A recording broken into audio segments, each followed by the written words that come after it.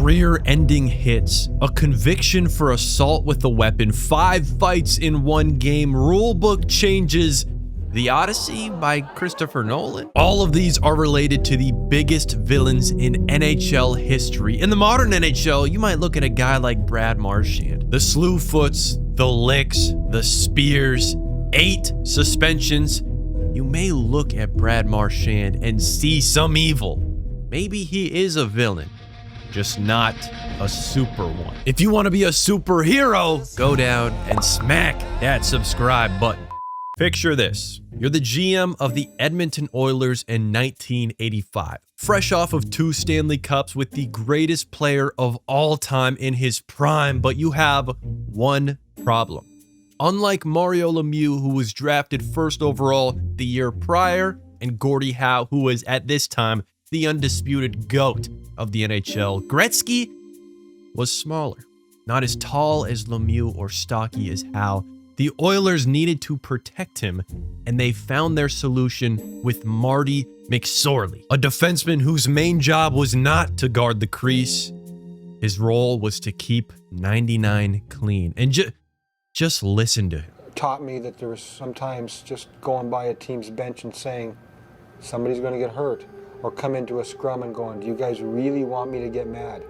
Or I'm going to take a suspension. He sounds like a serial killer.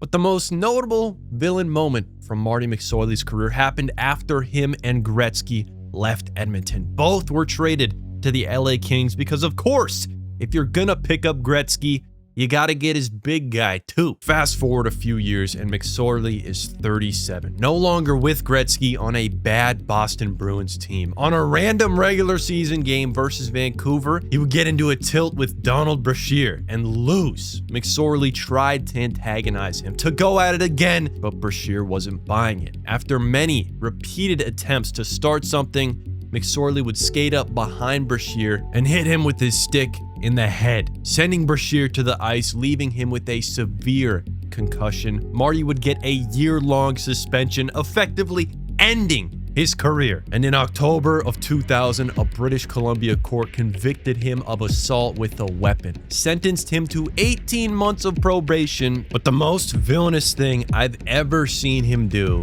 is this interview on YouTube. There was one night Doug Evans was playing for Winnipeg and he speared Gretz, and it was probably the 3rd or 4th time he tried to take liberties with Wayne Gretzky.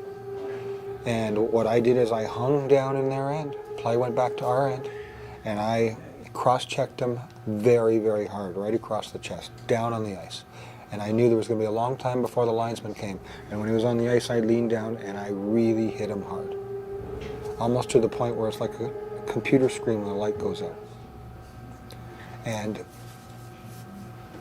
I was okay with that. Now, I got 4 games for it. It's 8 minutes and 57 seconds of him talking about his career like a serial killer talks about his kills.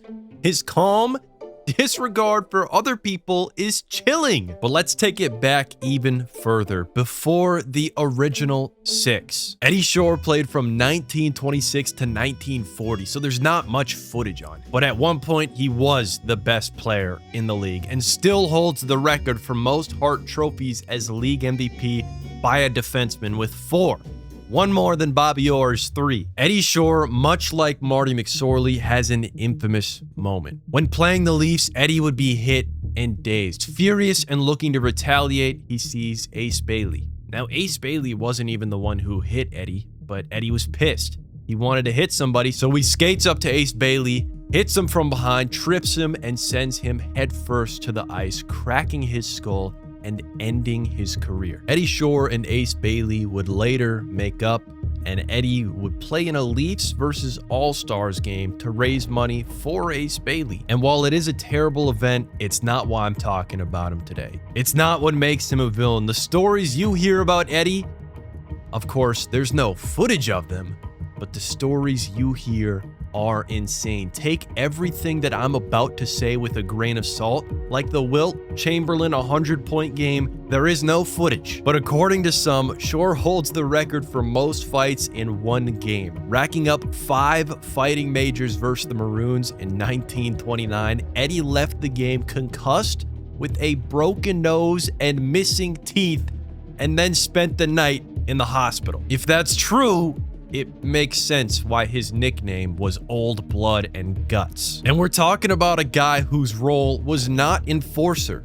but an MVP of the league. Listen to how they talk about him. He was really a virtuoso. He was generally the best skater there was. He was generally the best skater there was. I'm not sure if he was actually the best skater there was at that time, but some of the most villainous stories you hear about Eddie Shore came from a Sports Illustrated article in 1967. After retiring, Eddie bought, owned, and managed an AHL team. Ex-players described Shore's extreme antics, tying a rookie's legs with a cord to fix his stride, sending only his goalie to the ice, ordering the rest of the team to the locker room, and not relenting until the ref dropped the puck. And it's not very villainous, but I have to mention the time he got his car stuck in a ditch, then walked to a farmhouse to borrow some oxen to pull the car out. You may have never heard of Eddie Shore, but one name you might have heard is Shoresy. And I don't think it's confirmed that Shoresy's named after Eddie, but I think even you could see the connections. And speaking of Shoresy, one and only, baby. You got Sean fucking Avery? Love him or hate him, you can't wait to hear what he says next. No, that's Don Cherry. This is Sean Avery. You're familiar with my work. Yeah, the biggest rat of all time. Sean Avery is not known for one career-ending play. Shore's hit from behind fractured Ace Bailey's skull. McSorley's stick swing to Brashear's head left Brashear convulsing on the ice.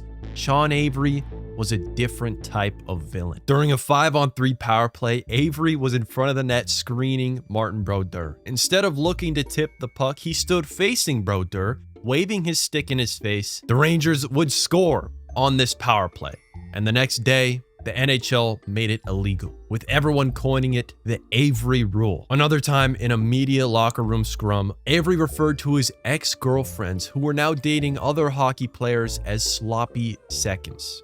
Initially, he got suspended indefinitely for conduct detrimental to the league, but his suspension was later set to 6 games. He's had some dirty hits, a couple of fistfights in public, but the most interesting story about Sean Avery came after his retirement.